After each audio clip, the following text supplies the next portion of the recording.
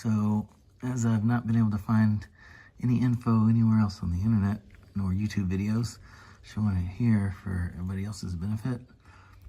This is a 2017 Audi Q7 Prestige. I'm working on replacing the rear shock absorber and finding a little bit of difficulty. First of all, other things on the internet are saying this is a 21 millimeter bolt. It is not.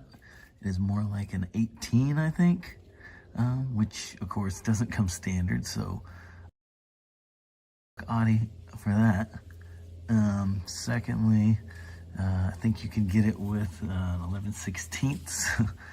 Some of mine fit. Some old Craftsman sockets fit, but as I start to unscrew it, I figure out that on the other side there's a nut holding it on.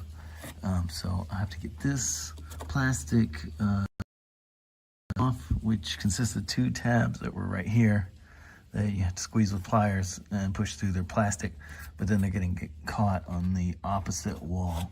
So I'll have to get in there and squeeze those and try to get those through as well, enough to clear. I have to get to that bolt on the other side. So here's the nut on the other side.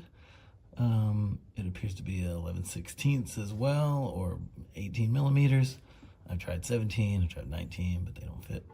So we'll see if I can get this loose.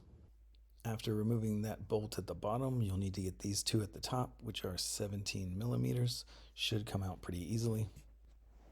Here's a photo of the job completed on the rear driver's side sometime later. I understand this isn't the most comprehensive video showing the replacement of the struts on the Audi Q7, but does highlight some of the particular problems that I ran into and couldn't find documented elsewhere. So any tips that you send my way would be greatly appreciated, and good luck.